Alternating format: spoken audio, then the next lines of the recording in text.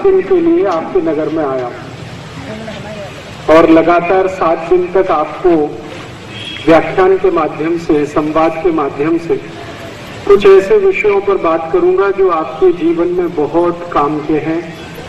दिन ब दिन आपकी अपनी जो समस्याएं हैं, परेशानियां हैं, उनमें उनकी बहुत सारी उपयोगिता हो सकती है।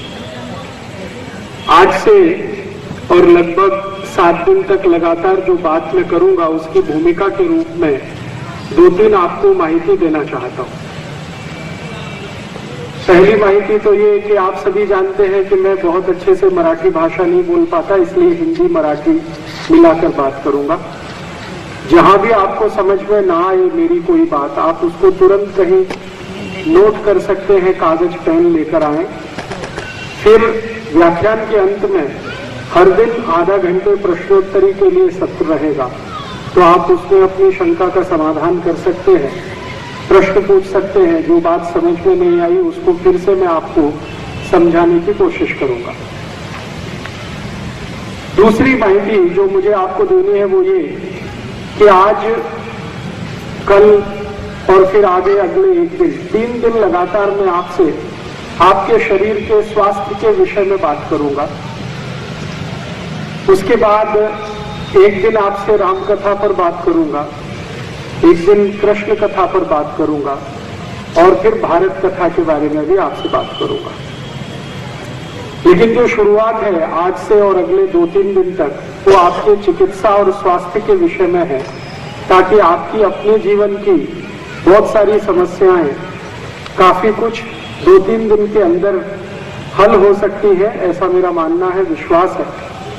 मैं व्यक्तिगत रूप से होम्योपैथी का डॉक्टर हूं और बहुत साल से होम्योपैथी की प्रैक्टिस करता हूं, लेकिन साथ साथ आयुर्वेद का भी बहुत अभ्यास करता हूं।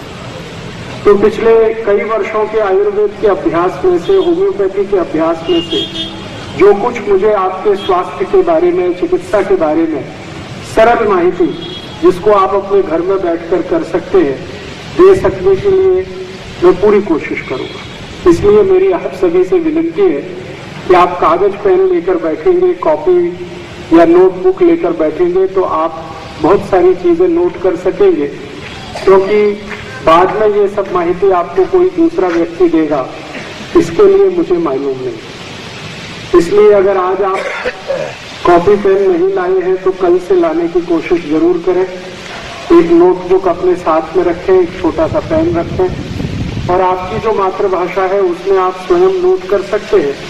जरूरत पड़ने पर प्रश्न के रूप में उसे पूछ भी सकते हैं। आज के विषय की मैं शुरुआत करना चाहता हूं। आपके अपने जीवन का सबसे महत्वपूर्ण विषय, हम सबके जीवन का सबसे महत्वपूर्ण विषय स्वास्थ्य के बारे में, चिकित्सा के बारे में। हमारे भारत देश में आज की जो स्वास्थ्य और चिकित्सा की स्थिति है वो क्या है, वो आपको 5-7 मिनट में पहले में मैं बता देना चाहता हूं। हमारा भारत देश 110 कोटि की लोक संख्या का देश है और भारत सरकार का एक बहुत बड़ा स्वास्थ्य मंत्रालय है, केंद्र सरकार का। इस स्वास्थ्य मंत्रालय को एक बार मैंने खत लिखा था और ये खत मैंने जब लिखा था उस समय स्वास्थ्य मंत्री थी श्रीमती सुषमा स्वराज। उस समय भारत में एनडीए की सरकार चलती थी, श्री अटल बिहारी वाजपेयी प्रधानमंत्री थे। उस समय मैंने स्वास्थ्य मंत्रालय को दिल्ली में, जो केंद्र सरकार का है, एक खत लिखा था और उनको ये प्रश्न किया था कि भारत में 110 कोटि नागरिकों की जो लोक संख्या है, इसमें कितने नागरिक ऐसे हैं जो संपूर्ण रीति से स्वस्थ हैं, जिनको कोई रोग नहीं है, जिनको कोई बीमारी नहीं है, जिनका शरीर भी स्वस्थ है, मन भी स्वस्थ है, मन मस्तिष्क उनका एकदम स्थिर है और वो कह सकते हैं कि हमें कोई तकलीफ नहीं है। ऐसे लोगों की संख्या पूरे भारत देश में कितनी है, ये मैंने स्वास्थ्य मंत्रालय को एक बार प्रश्न लिखकर भेजा था। स्वास्थ्य मंत्री के मंत्रालय से उसका जो उत्तर आया वो बहुत लंबे समय के बाद आया और उस प्रश्न के उत्तर के रूप में जो लिखा गया था वो ये कि ये जो प्रश्न आपने किया है इसमें बहुत सारी माहिती देश भर में से एकत्रित करनी पड़ी है, इसलिए समय बहुत लगा। तो प्रश्न का उत्तर आया तो उसमें पता ये चला कि 110 कोटि की जो लोक संख्या है हमारे देश में, इसमें से लगभग 60 से 70 कोटि लोग ऐसे हैं जो किसी न किसी बीमारी और रोग के शिकार हैं। किसी को एक रोग है, किसी को 2, किसी को 3, और कई तो ऐसे भी लोग हैं जिनको एक साथ बहुत सारे रोग हैं, बहुत सारी बीमारियां। फिर उस प्रश्न के दूसरे उत्तर के रूप में लिखा हुआ था पत्र में वो ये कि लगभग भारत में 30 से 40 कोटि लोग ऐसे हैं जो ये मान सकते हैं कि वो स्वस्थ हैं, जिनका शरीर काफी ठीक है, मन भी ठीक है, मस्तिष्क भी ठीक है, बुद्धि भी उनकी सही जगह काम कर रही है, वगैरह वगैरह। अर्थात हमारे देश की जो कुल लोक संख्या है उसमें से 70% लोक संख्या किसी न किसी बीमारी से ग्रसित है, कोई ना कोई रोग उनको है। किसी को डायबिटीज है तो किसी को अर्थराइटिस है, किसी को ब्रोंकाइटिस है, किसी को अस्थमा है, किसी को दमा है, किसी को ब्रोंकियल अस्थमा है, किसी को अर्थराइटिस है, किसी को रूमेटॉइड अर्थराइटिस है, किसी को ऑस्टियो अर्थराइटिस है। लगभग 148 बीमारियां हैं जो 60 से 70 कोटि लोक संख्या में फैली हुई हैं। इन बीमारियों पर खर्चा कितना होता है पूरे देश का, एक और प्रश्न मैंने स्वास्थ्य मंत्रालय को पूछा था, तो उन्होंने अलग अलग बीमारियों का कुछ खर्चा मुझे बताया। जैसे स्वास्थ्य मंत्रालय की माहिती के अनुसार हिंदुस्तान में दर वर्ष हर साल 55 लाख लोगों को हृदय का ऑपरेशन होता है।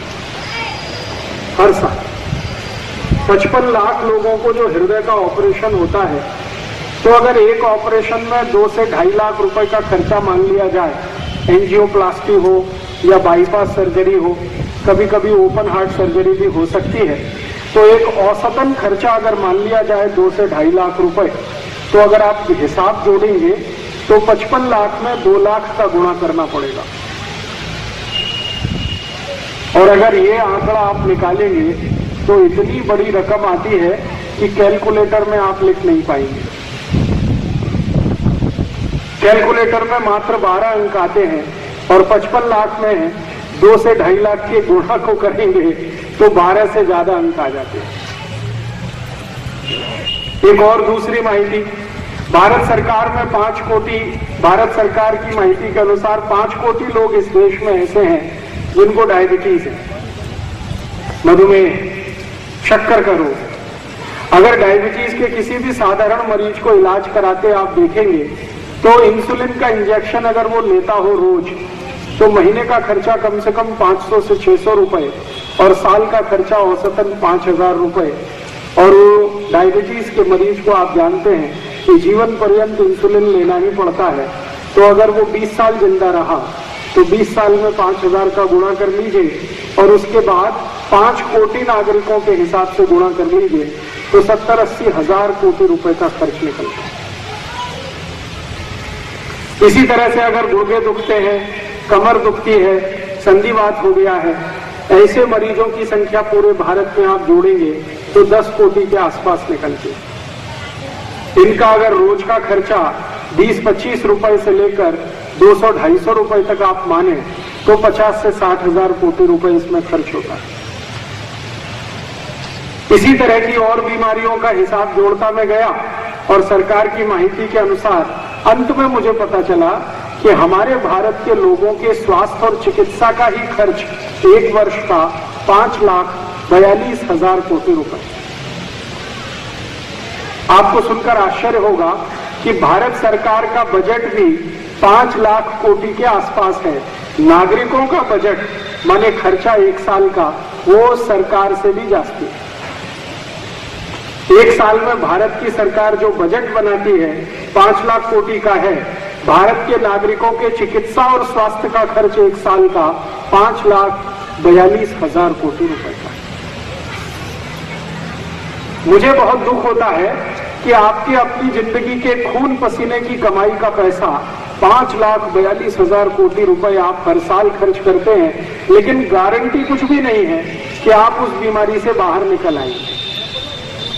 डायबिटीज के किसी भी मरीज को कोई भी डॉक्टर ये नहीं कहता कि मैं आपको ठीक कर दूंगा। वो कहता है कि इंसुलिन लेते रहो, जिंदगी चलाते रहो। जब इंसुलिन बंद हो जाएगा तो जिंदगी भी खत्म हो जाएगी। अगर गुर्दे दुखने वाले, कमर दुखने वाले किसी मरीज से बात करो और डॉक्टर के पास जाओ तो वो भी कहेगा पेन किलर है, जिंदगी भर खाते रहो, दर्द निवारक दवा है, जिंदगी भर खाते रहो, जब तक आपकी जेब देती है पैसे तब तक खाते रहो, नहीं तो दर्द इतना असहनीय हो कि आप मरने की ही प्रार्थना करो। कोई भी एक बीमारी में ऐसा नहीं है कि आपको कोई गारंटी दे। आपने एंजियोप्लास्टी कराई है, डॉक्टर को आपने 2.5 लाख रुपए दिया है, उससे पूछो कि डॉक्टर गारंटी कितनी है, तो कहेगा कोई गारंटी नहीं है, कल दोबारा भी हार्ट अटैक आ